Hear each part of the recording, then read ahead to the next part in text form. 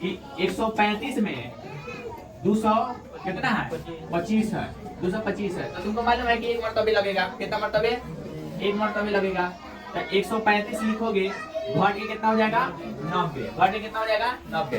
हम बताए हैं इसको बी मान लेना है, इसको कभी मानना है बी यानी कि कभी बोलते हैं बढ़ जा ए मानना है, क्या मानना हुआ ए यानी कि भाज्य।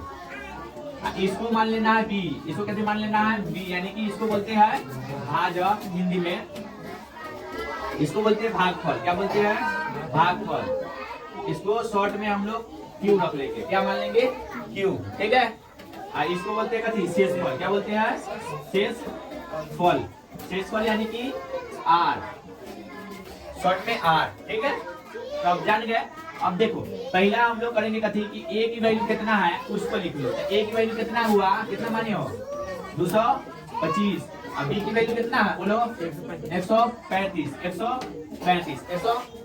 ठीक है। तो लिखना कथी, अब लिखना कथी सूत्र से, कथी से लिखना सूत्र से। अब सूत्र से क्या करना है देखो, तुमको सूत्र बताया है, बोल रहा है यूक्लिड विभाजन एल्गोरिथम का प्रयोग करना है, ठीक है। तो इसका सूत्र होता हुआ ए बराबर बी क्यू प्लस आर, ए बराबर बी क्यू प्लस आर,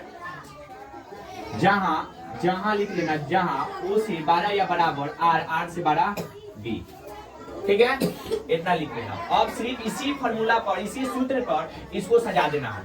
और जो तुमको एचसीएफ जब तक लगाना है जब तक 0 न आ जाए, जब तक अति नहीं आ जाए 0 ना आ जाए, ठीक है, उतना तुम्हारा कार्य चलता ही रहेगा। समझ में आया। अब चलो इसको सजा दो। तो ए की वैल्यू कितना है बोलो, ए की वैल्यू कितना है 225 बराबर बी की वैल्यू कितना है 135 गुने क्यू, क्यू कितना यहाँ हुआ यहाँ पे देख लो, क्यू कितना बार में लगाए हो, जितना मर्तबे लगाओगे वही तुम्हारा कट होगा क्यू की वैल्यू होगा, ठीक है। जितना मर्तबे लगाओगे उतना ही तुम्हारा क्यू की वैल्यू होगा, ठीक है। तो क्यू की वैल्यू बताओ कितना आया 1, कितना आया है 1 प्लस, और जितना मर्तबे लगाए हो तो नीचे घटाने के बाद कितना आया है 90, ये तो शेषफल है यानी कि आर हो जाएगा, ठीक है।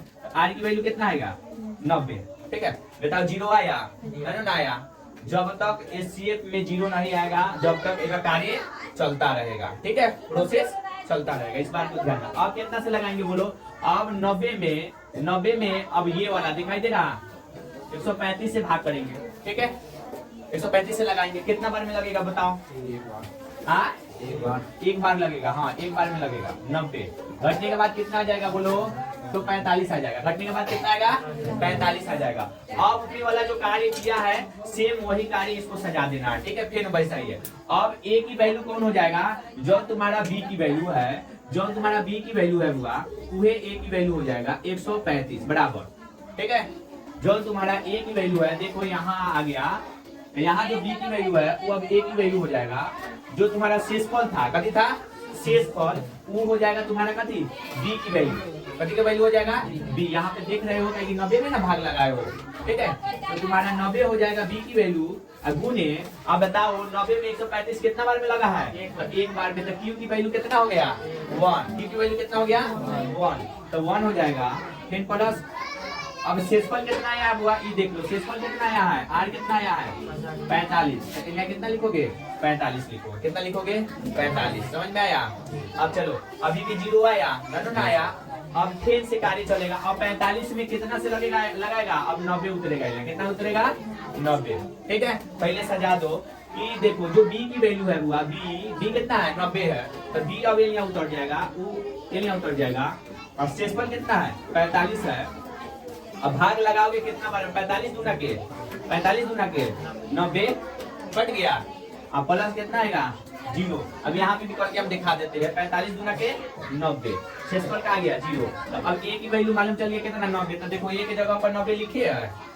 अब बी कौन हो जाएगा, ये जो शेषफल था अभी बी जो मतलब लगाओगे आई हो जाएगा क्यू देखो लिखे है ना, ठीक है। अब प्लस कितना शेषफल कितना आ गया हुआ 0 आ गया 0।